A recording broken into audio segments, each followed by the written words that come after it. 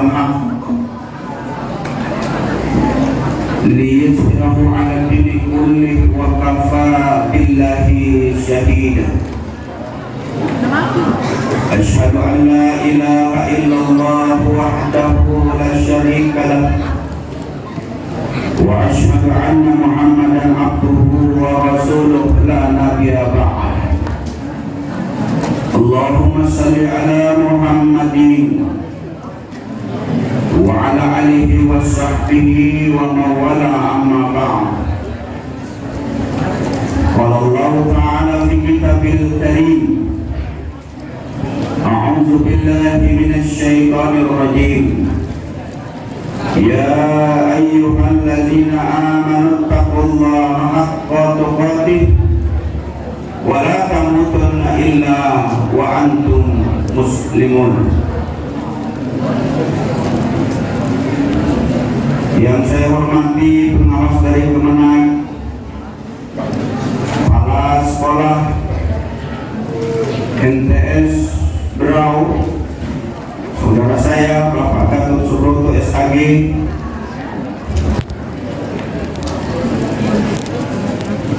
para dewan guru, staf pengajar, staf TU, dan beberapa orang rekan-rekan saya, Ustaz Yusuf SAG UPD, Ustaz Adil SAG, di teman-teman satu perjuangan,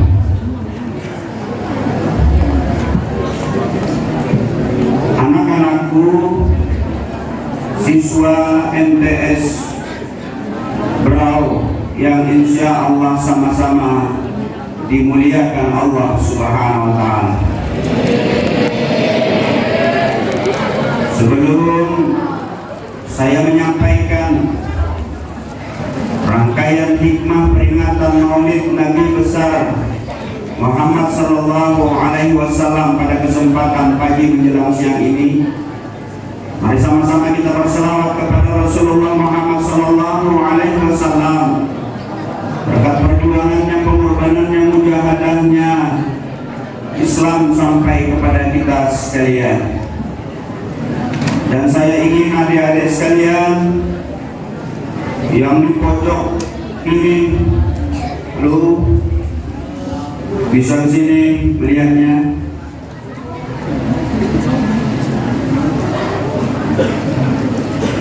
Bisa didengar? Bisa? Kalau yang di sini saya jamin lah ya. Apalagi yang awalnya insya Allah siap. Yang pojok sana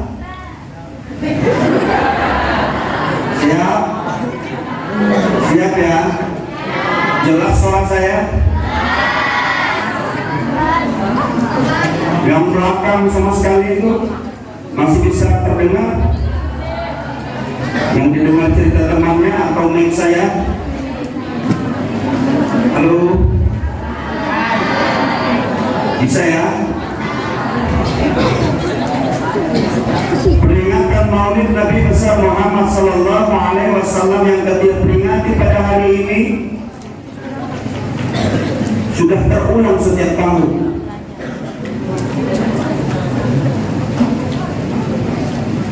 Sebagai bentuk rasa kecintaan kita kepada Nabi Muhammad Sallallahu Alaihi Wasallam, kita peringati hampir setiap tahun.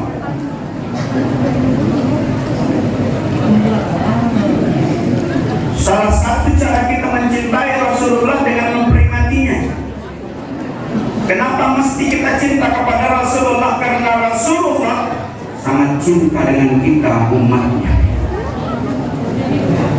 Kalau kita mendengar sirah, mendengar riwayat kecintaan Rasulullah Muhammad SAW kepada kita, umatnya, melebihi cintanya kepada dirinya sendiri.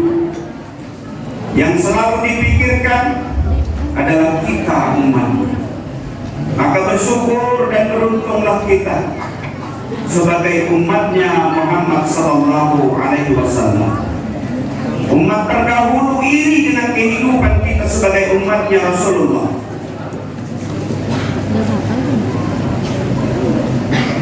Hadis panjang Rasulullah bersama para nabi dan rasul yang lain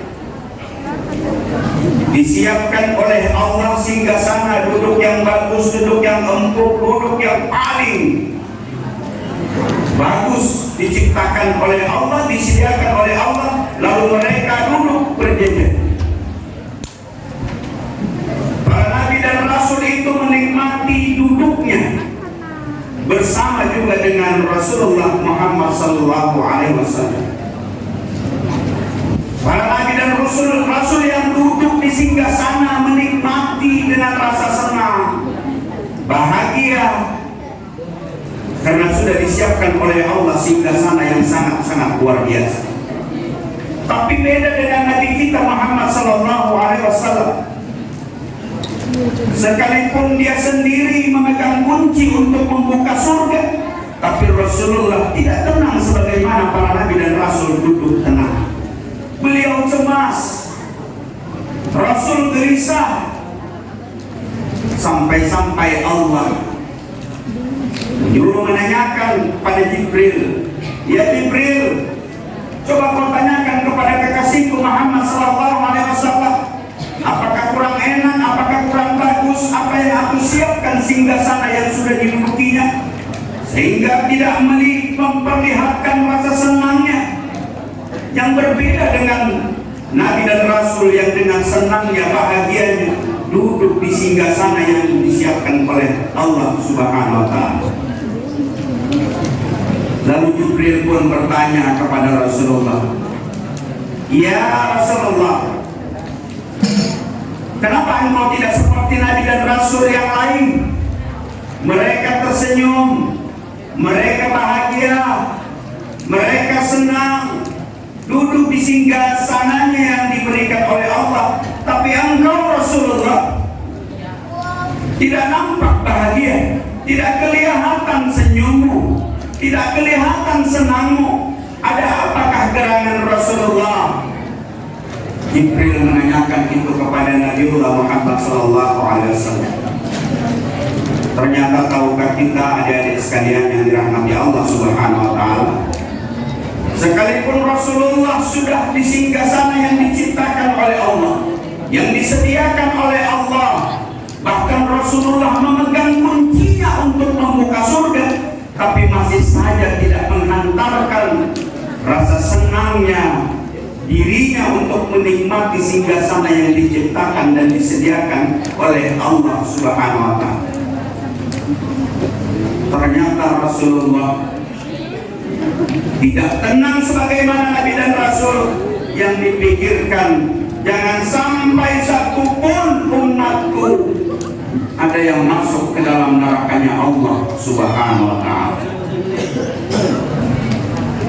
Itulah gambaran sekilas betapa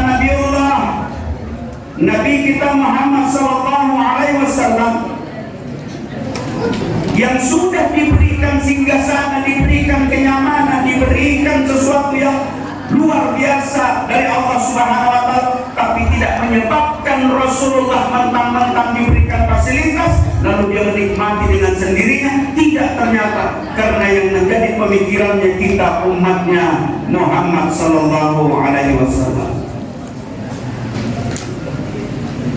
Paham deh? Apa? Apa? Pojok sana, paham? Apa?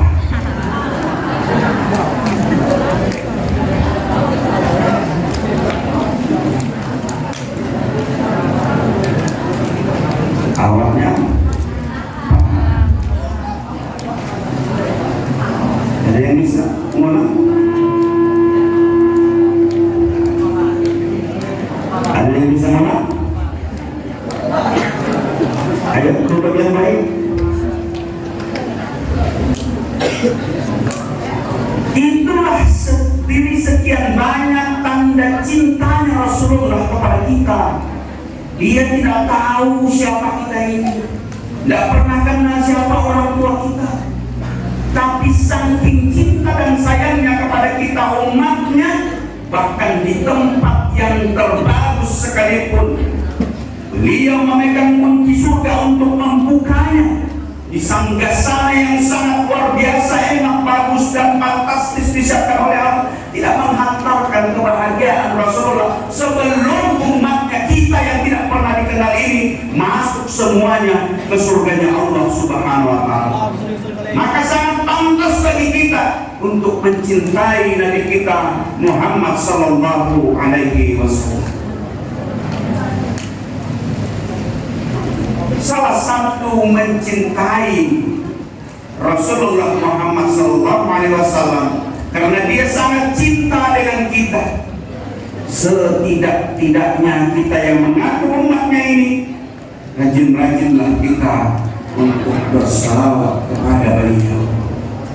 Inna Allah wa malaikatahu yusalluna 'alan nabi ya ayyuhallazina amanu sallu 'alaihi wa sallimu taslima. Allah sendiri, malaikat-malaikat Allah dan orang-orang yang beriman itu bersalawat, menyampaikan salam kepada Rasulullah Muhammad sallallahu alaihi wasallam. Karena setiap salawat yang kita ucapkan, setiap salawat yang kita lafazkan itu diberikan ganjaran 1 kali salawat akan diberikan 10 kebaikan. Akan dihapuskan 10 kesalahan, akan diangkat 10 derajat kebaikan dari orang-orang yang berselawat. Maka lazimkan diri kita di dalam momen maulid ini untuk kita terus-menerus memelihara, menjaga dan merawat tentang kecintaan kita kepada Rasulullah Muhammad sallallahu alaihi wasallam.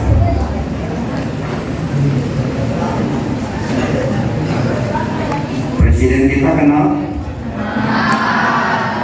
Siapa? Bapak?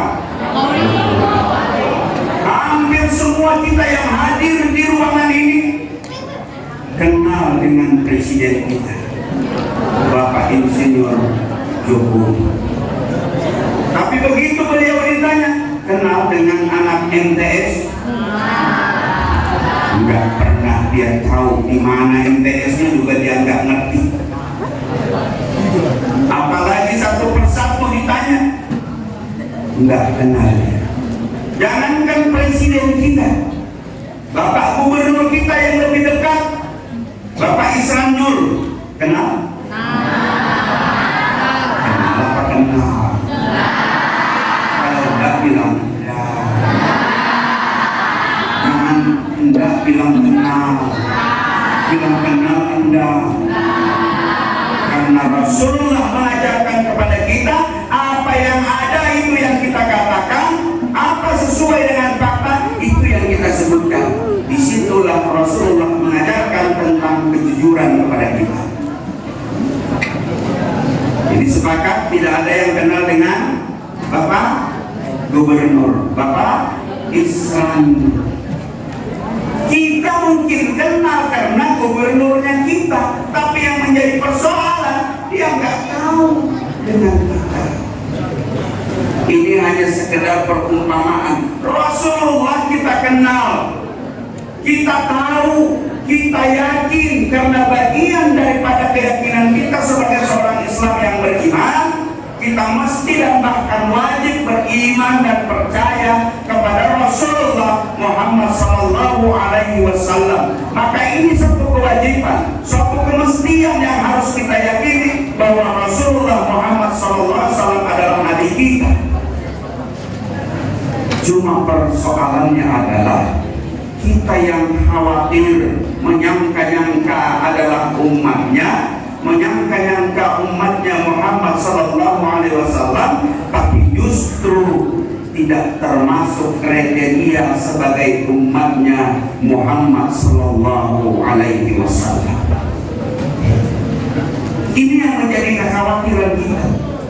Kita yang sudah menyangka-nyangka kalau kita umatnya Muhammad, karena umat Muhammad itu nanti semua urusan akhirat, semua urusan perhitungan amal ibadah, semua penghisapan untuk mempertanggungjawabkan seluruh amal-amal ibadah kita itu dilebihkan dan diprioritaskan adalah umatnya Muhammad Sallallahu Alaihi Wasallam. Umat-umat yang lain nanti bagian belakang. Maka disitulah kesyukuran yang harus kita miliki, bernabikan Muhammad Sallallahu Alaihi Wasallam. Adik-adikku sekalian yang dirahmati Allah Subhanahu Wa Taala. Halo, yang depan pintu bisa? Apa bisa? Tolong konsentrasi dikit ya, tidak lama. Saya juga tidak bisa lama-lama ini. Kita baru jalan 15 menit. Nanti sekitar 45 menit lagi.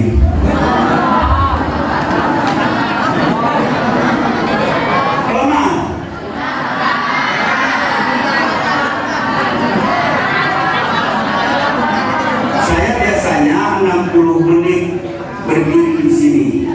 Tapi kalau misalnya tidak kuat sampai 60 menit, ya kita 40 menit saja nggak apa-apa.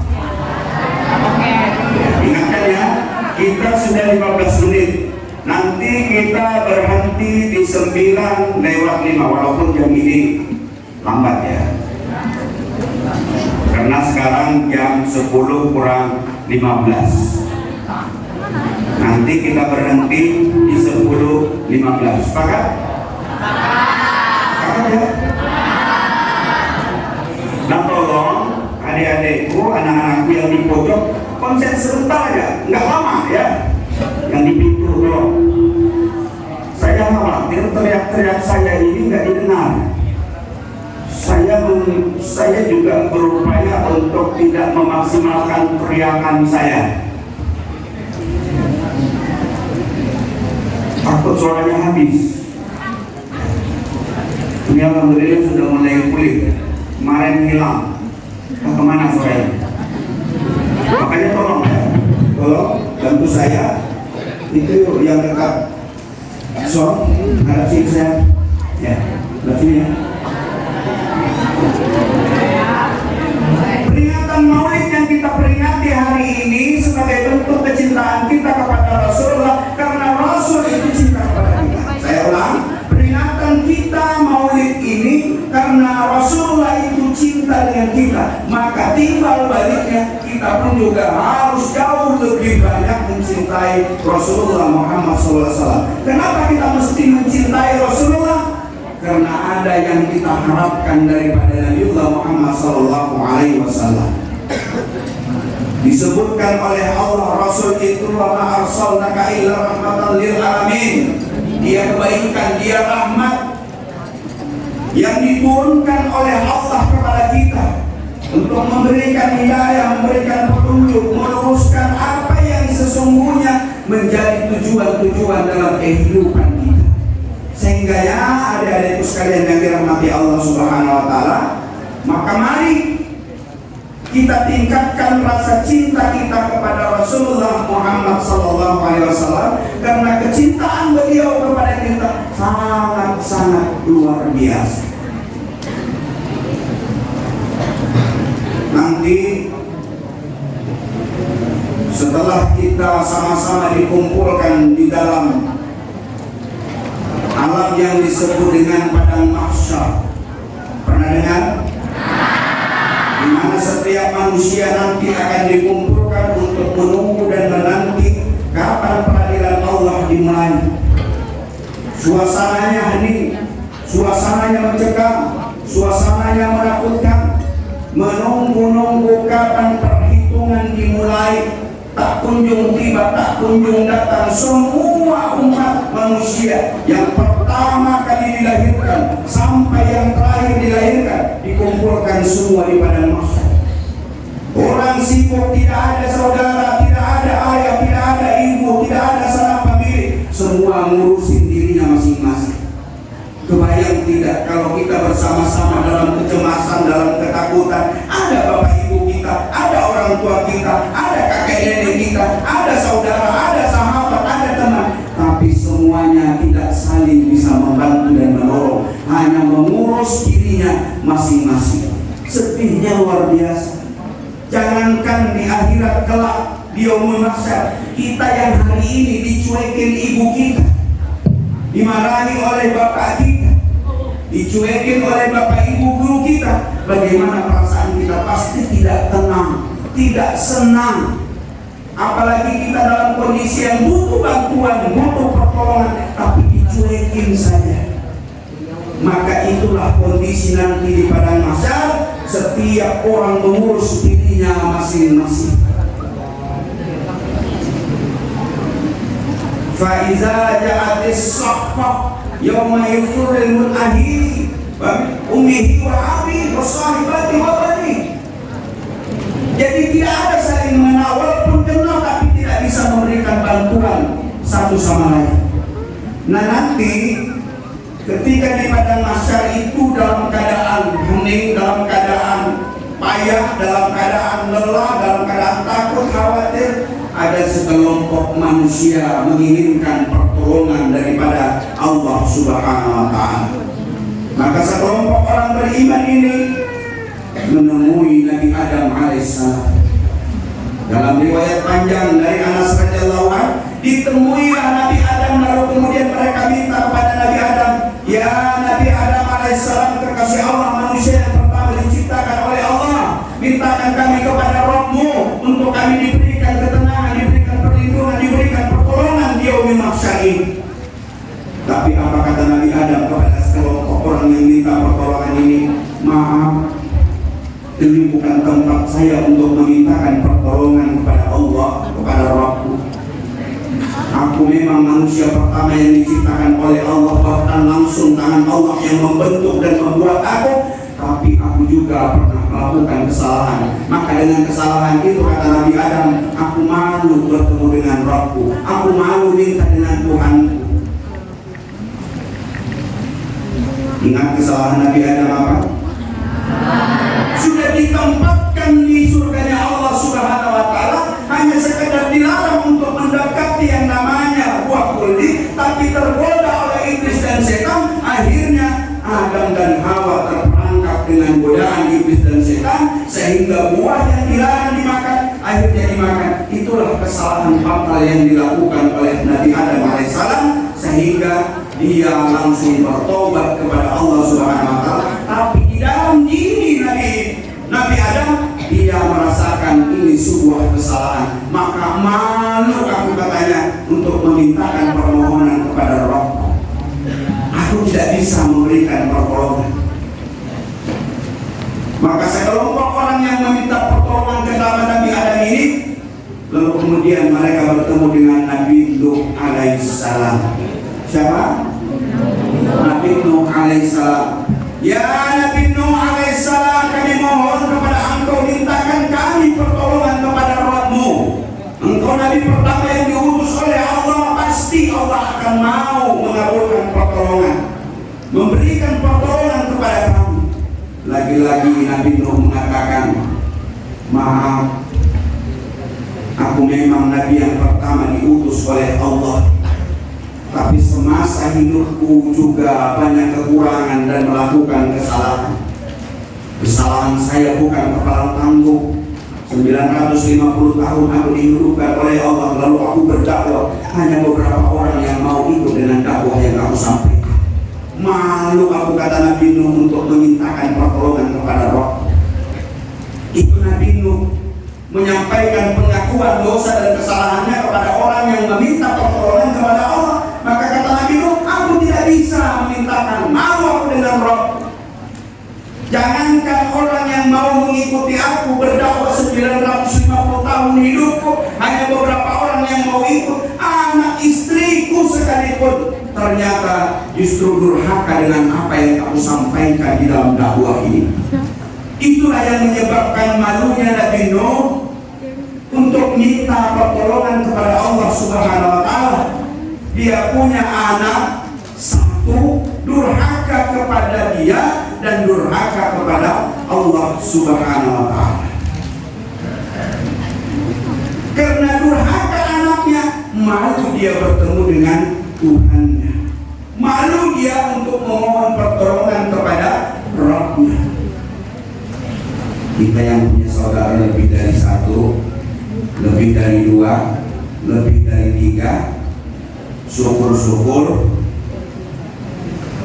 taat semuanya kepada Allah Subhanahu wa Ta'ala. Gambaran Nabi Nuh hanya satu anaknya, tapi durhaka kepada Allah menyebabkan malu untuk minta pertolongan kepada Allah Subhanahu wa Ta'ala. Bagaimana ada orang tua yang anaknya lebih dari satu, boleh dua, tiga, empat, durhaka semua, tapi dengan pedenya minta kepada Allah Subhanahu wa Ta'ala. Ini isyarat hikmah yang terkandung di dalam pelajaran Nabi Nuh, menyampaikan kepada kita umat Muhammad, jangan terlalu pede untuk kita minta kepada Allah kalau kita tidak benahi anak istri kita. Walaupun ini tidak gampang, tidak mudah. Kita bersaudara 4, biasanya itu ada nyangkut 1, 2. Satunya bagus, sudah untuk orang, pakai jubah panjang, pakai gamis kemana-mana. Ada adiknya di tengah. Kalau jalan pasti tidak cukup kainnya.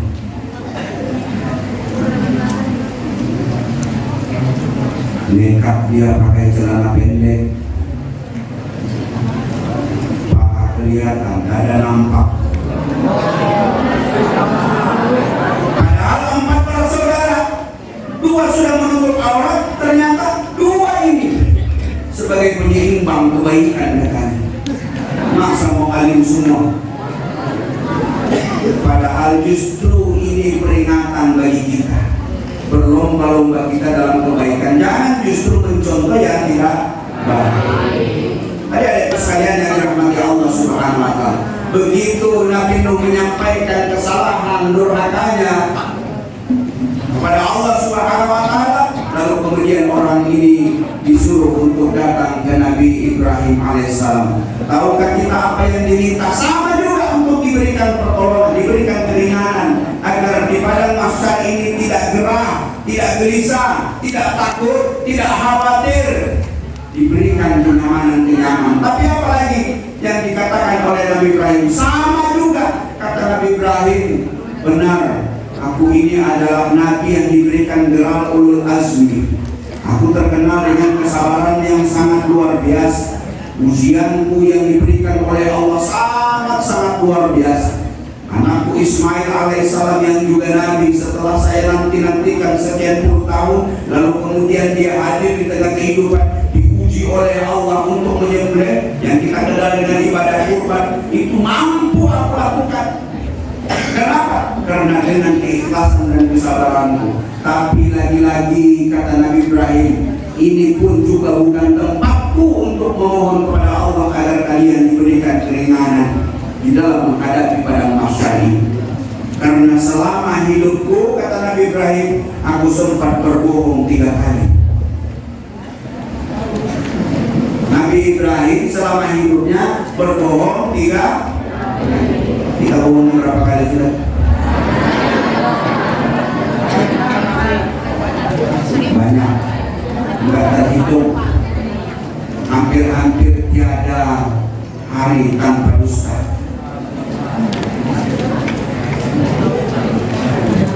Izin ke orang tua belajar kelompok,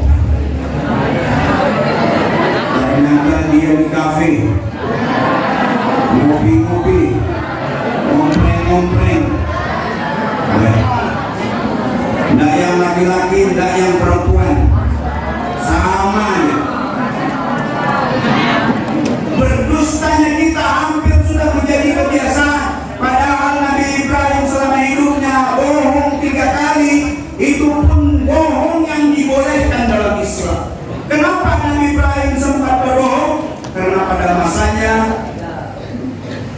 pada saat itu di zaman Raja Namrud, yang ketika Tuhan mereka dihancurkan oleh Nabi Ibrahim. Karena mendengar sejarah dari guru-guru kita, ketika Nabi Ibrahim masa mudanya, dia hancurkan berhala-berhala yang disembah oleh para yang berkuasa pada waktu Raja Daud. Dia hancurkan itu Tuhan-Tuhan patung-patung kecil. Cuma yang besar itu tidak dihancurkan oleh Nabi Ibrahim.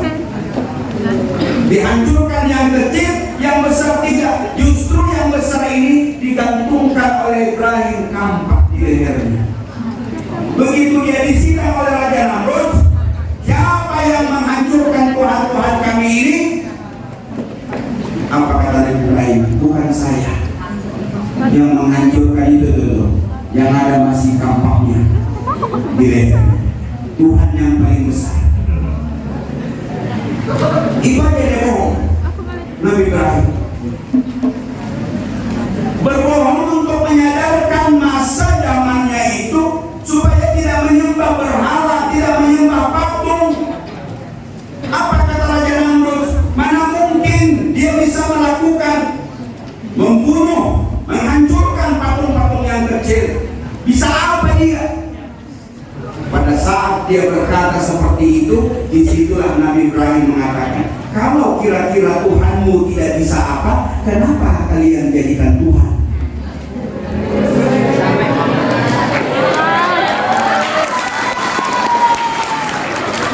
Disitulah kemenangannya Nabi Ibrahim.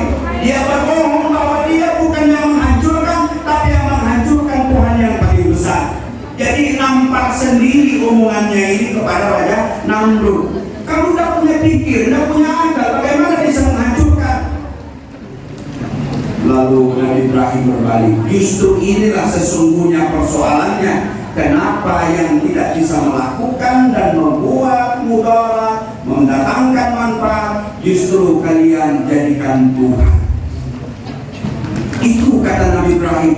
Kebohongan yang dilakukan hanya 3 kali menyebabkan Nabi Ibrahim malu untuk minta pertolongan kepada Rabbnya.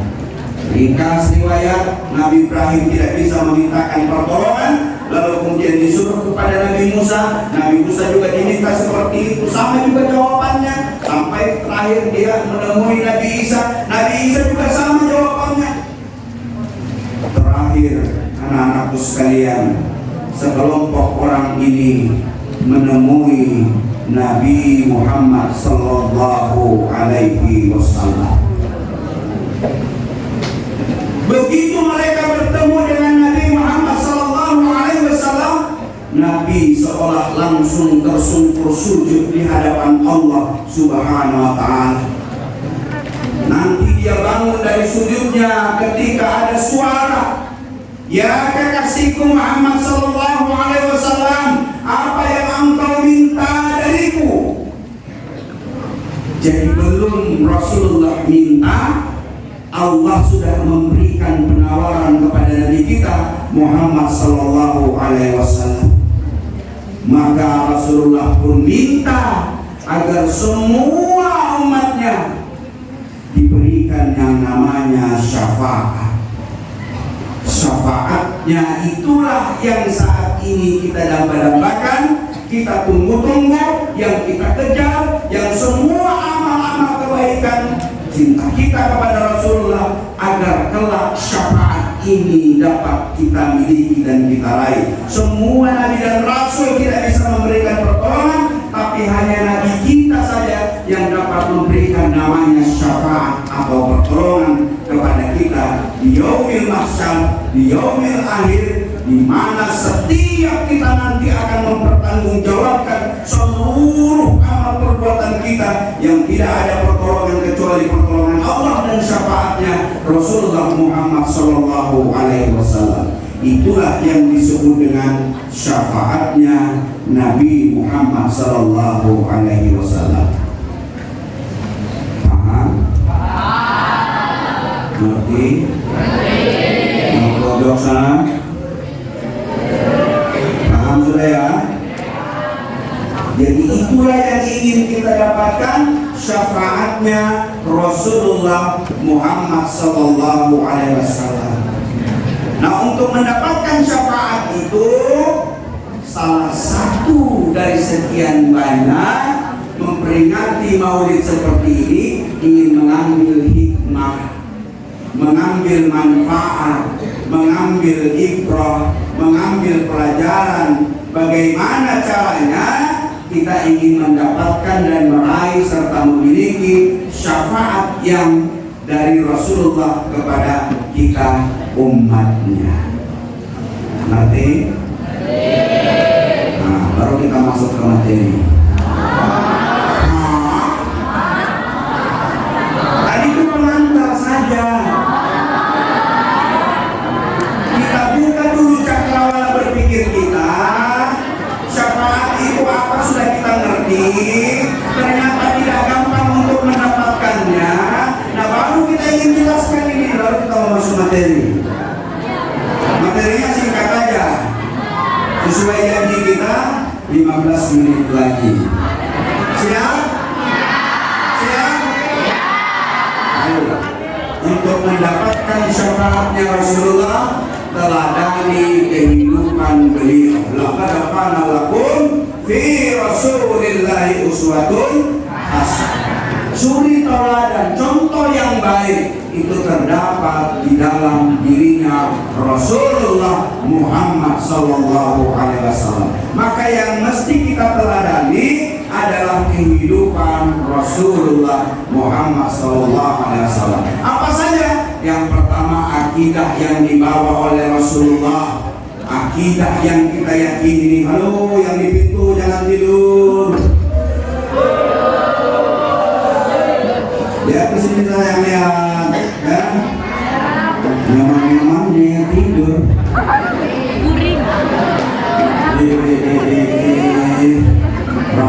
Rapik kita berbicara.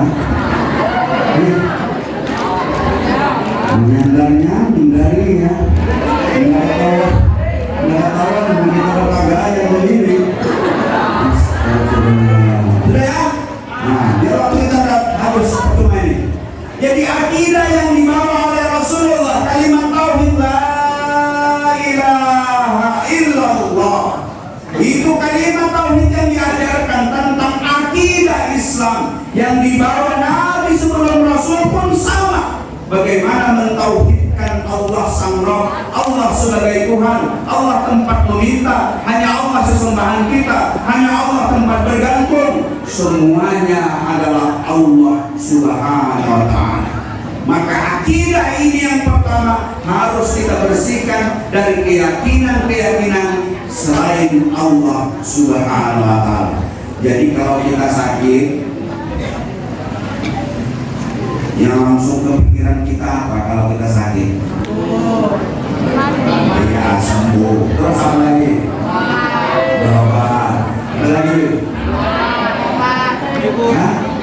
Berobat. Apa lagi? Kalau kita sakit yang langsung ke pikiran kita apa? Obat dan dokter. Ya kan? Akhirnya Pak, kita berobat, kita konsultasi ke dokter, alhamdulillah diberikan kesembuhan. Ya kan? Nah, jangan sampai ini hati dan pikiran kita, alhamdulillah ada dokter dan obat sehingga saya sembuh. Ya kan, gitu kan? Nah, hari ini harus luruskan. Bukan karena obat dan dokter yang kita sakit lalu kemudian menjadi sembuh, tapi yang menyembuhkan adalah orang yang mendatangkan, yang zatnya Allah Subhanahu wa ta'ala yang mendatangkan penyakit, maka dia pula lah yang dapat menyembuhkannya. Adapun obat dan dokter itu adalah media, adalah sarana, tetapi dalam akidah tetap kita punya keyakinan yang menyembuhkan adalah Allah Subhanahu wa ta'ala. Ngerti? Paham? Itu akidahnya. La ilaha illallah, tiada Tuhan selain Allah. Yang kedua, setelah akidahnya kita teladani, ibadahnya Rasulullah Muhammad sallallahu alaihi wasallam. Ibadahnya Rasulullah, kita sering mendengar kalau Rasulullah itu sholatnya saja sampai menyebabkan kaki beliau bengkak. Pernah lihat? Rasulullah kalau sholat itu sampai bengkak kaki beliau. kalau kita berpikir apa iya ada orang sholat lalu kemudian sampai bengkak kakinya. Ternyata dalam riwayat Rasulullah itu diriwayatkan Aisyah adalah istri tercintanya, ketika bangun di malam hari Rasulullah itu posisinya dalam keadaan berdiri. Terbangun lagi dia posisinya berdiri. Terbangun lagi sepertiga malam posisi Rasulullah berdiri. Artinya Rasulullah sepanjang malam melaksanakan yang namanya ibadah sholat. Bismillahirrahmanirrahim. Alhamdulillahi rabbil alamin. Ar-Rahmanir-Rahim. Begitu Rasulullah selesai membaca Al-Fatihah, yang dia baca Alif Lam Mim. Dzalikal kitabu la raiba fihi hudan lil muttaqin alladzina yu'minuna bima bil ghaibi wa yuqimuna as-salata wa mimma Al-Baqarah itu berapa? 200. Lillahi ma fis samawati wa ma fil ardi wa in tubdu ma fi anfusikum aw tukhfuhu yuhasibukum. Di ujung-ujung surat dikira mau ruku. Ternyata apa? Selesai surat Al-Baqarah 286, Rasulullah ternyata menyambung ke surat Ali Imran.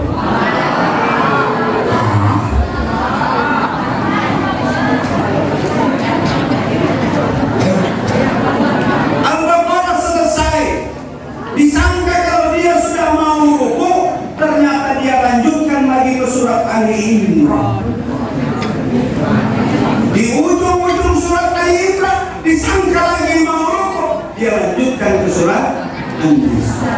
286 tambah 200 ayat, tambah lagi berapa? An-Nisa berapa?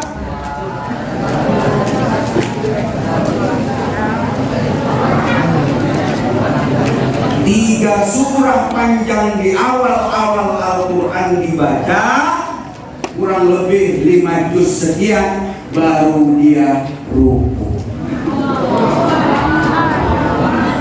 Maka itulah yang menyebabkan kaki beliau bengkak. Makanya kalau mau tes coba. Buru-buru mau 5 juz, kita tarawih selalu mencari imam yang super kilat, imam yang super cepat, yang kalau bisa dia baca Al-Fatihahnya kalau bisa nggak usah satu nafas, setengah nafas sampai setengah mati.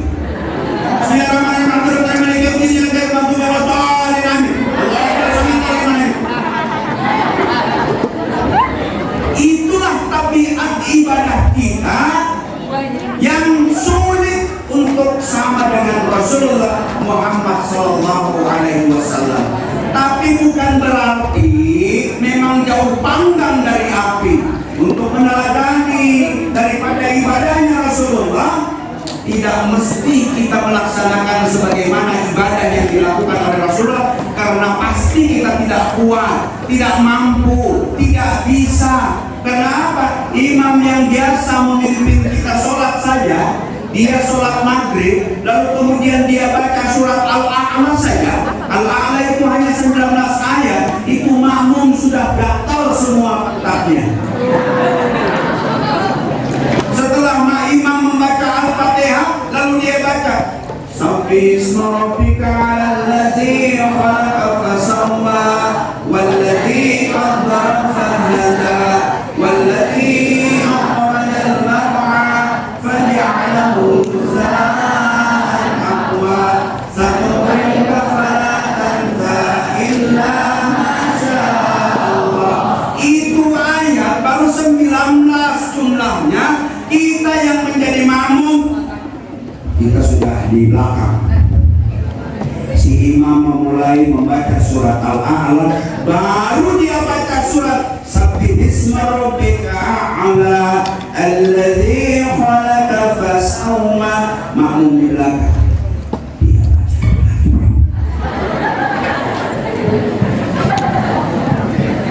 kamu panjang lagi nih. Bisik-bisik makmumnya, ini bakalan panjang lagi di si imam. Padahal hari ini sholat maghrib, harusnya sholat maghrib itu ayat langganan saja, cukup baca Quran saja. Itu kata kita. Kalau sudah baru baca surat Al-A'la, kita sudah, badan kita sudah miring ke kiri.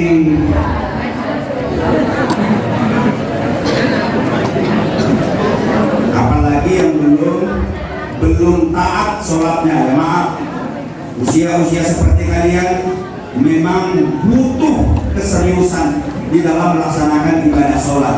Karena itu tadi suka video-video, suka itu ganggu-ganggu, bahkan bercerita dan berbicara pada sholat itu pun masih dilakukan. Kenapa? Belum bisa memaknai apa sesungguhnya sholat. Nah, Rasulullah mengajarkan kepada kita, ibadah sholatnya Rasulullah itulah sangat-sangat luar biasa. Padahal kita tahu Rasulullah Muhammad SAW itu dijamin sudah masuk surga, dijamin masuk surga.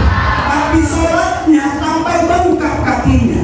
Kira-kira kalau diumumkan kepada kita bahwa semua kita umat Islam masuk surga, kira-kira apa yang terjadi? Ya ada masjid lagi, nggak perlu lagi pakai masjid karena kita menganggap ngapain juga kita sudah dapat surga, kita sudah dijamin masuk surga, ngapain kita sholat? Itu cara berpikir kita. Tapi Rasulullah ketika ditanya istrinya, ya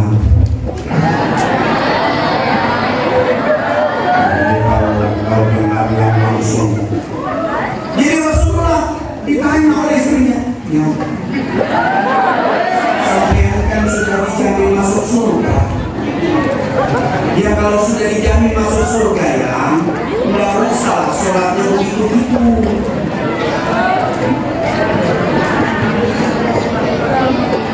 Tapi apa kata Rasulullah kepada istrinya? Benar, memang Allah menjamin aku masuk surga. Tapi alangkah indah dan alangkah baiknya kalau aku ini diberikan gelar dan disebut oleh Allah Subhanahu wa Ta'ala sebagai abdan syakur, hamba yang pandai bersyukur atas nikmat Allah Subhanahu wa Ta'ala. Jadi Rasulullah itu mengajarkan kepada kita menjadi hamba yang pandai bersyukur kepada Allah Subhanahu wa Ta'ala. Ini giliran kiri, giliran tidak punya uang, tidak dapat jajan, tidak dapat segala apa yang menyamankan kehidupan kita, baru mau sholat, baru dekat dengan Allah, baru berdoa, baru mohon-mohon. Tapi begitu sangunya dilebihkan orang tua, lebih banyak, lebih besar, banyak menraktir teman, beli apa saja kita mau, lupa dengan Tuhannya.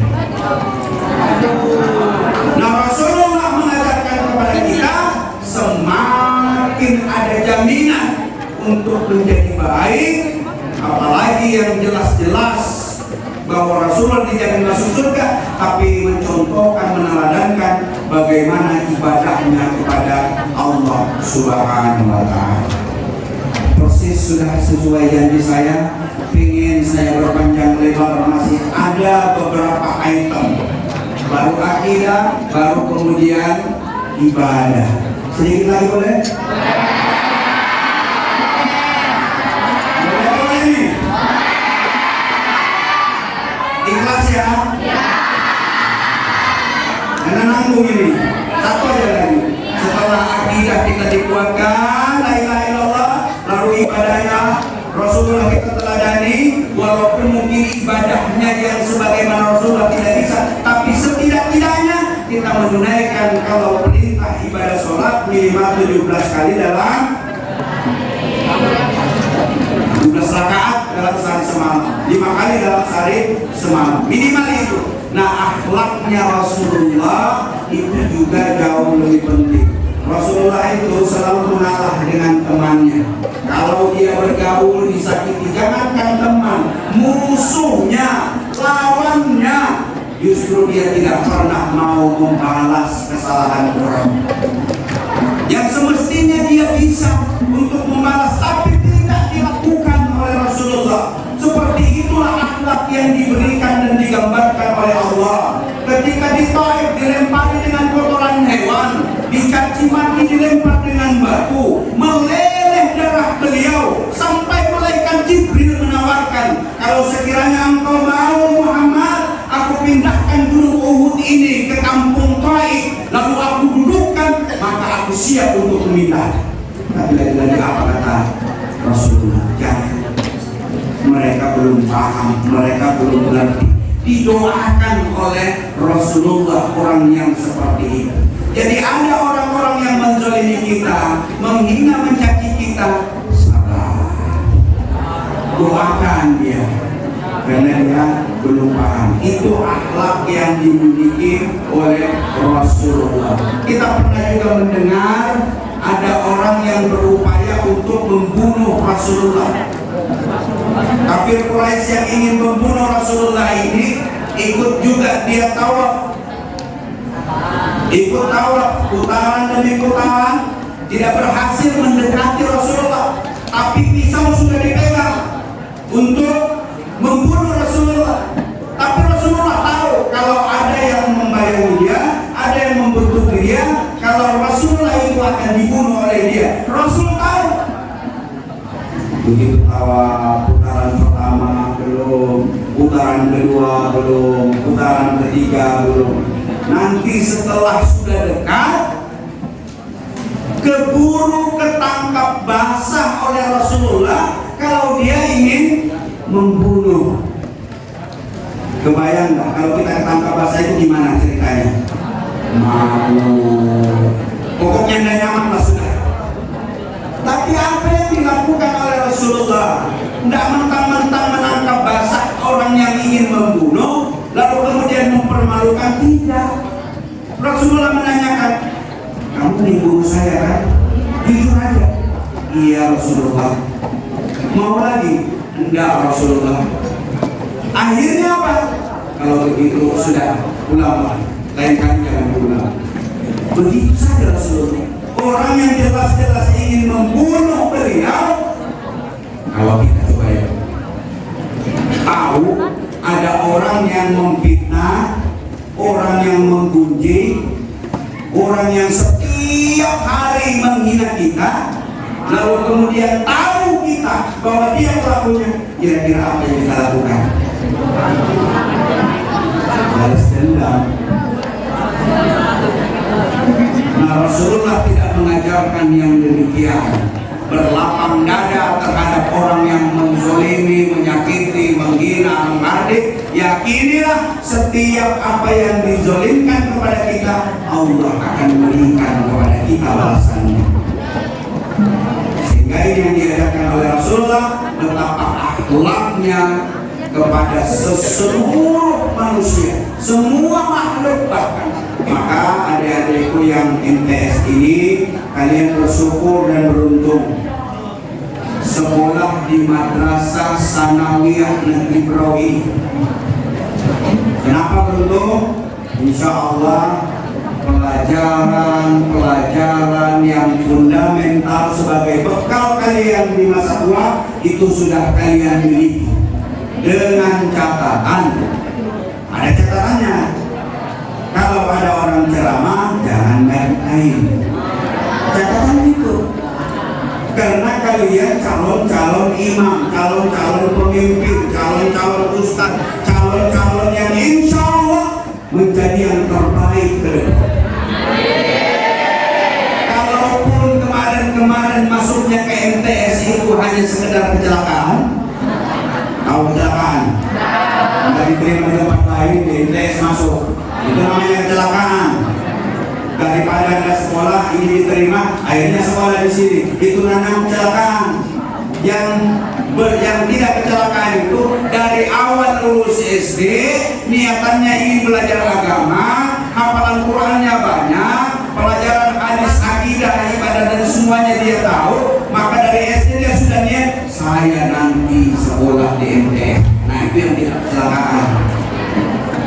Nanti kalau sudah lulus, tidak lulus tempat lain, akhirnya ke sini itu yang kecelakaan. Tapi apa boleh? Boleh. Tapi jangan kecelakaan itu terus menerus celaka.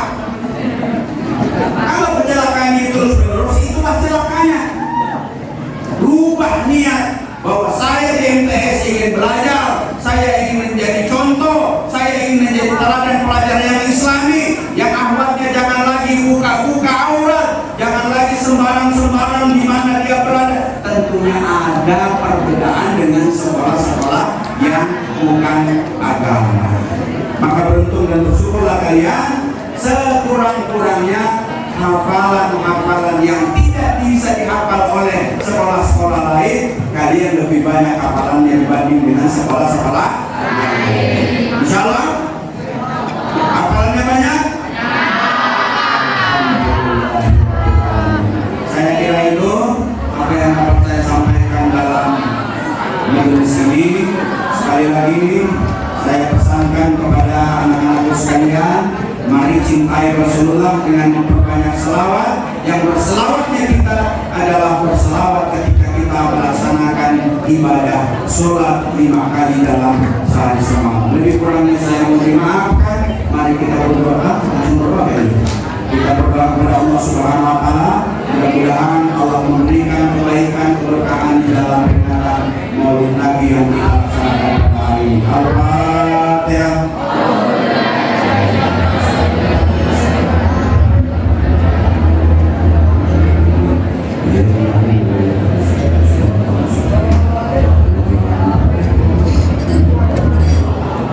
Amin ya Allah. Bismillahirrahmanirrahim. Alhamdulillahirabbil alamin. Allahu yaghfi mazidah. Alhamdulillah ya rabbil sultani. Allahumma shalli ala Muhammad sayyidina Muhammad.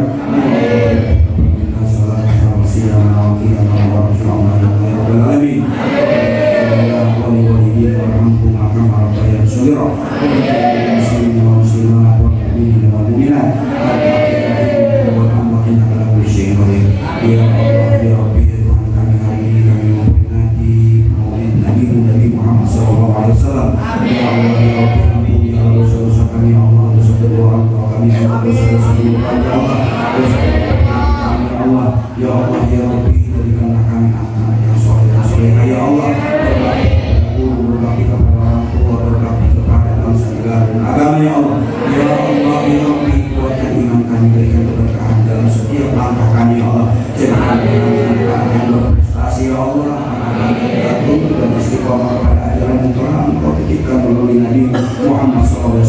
Allahumma nas'aluka salamatan fid din wa afiyatan fil jasad wa ziyadatan fil ilmi wa barakatan fil rizqi wa rahmatan wa rahmatan lil maut wa afiyatan ba'da maut. Allahumma hawwin 'alaina fi sha'atin maut wa la nisa. Rabbana hab lana min azwajina wa dhurriyyatina qurrata a'yun waj'alna imama. Rabbana atina fid dunya hasanah wa fil akhirati hasanah. Subhana rabbika rabbil izzati amma yasifun wa salamun 'alal mursalin.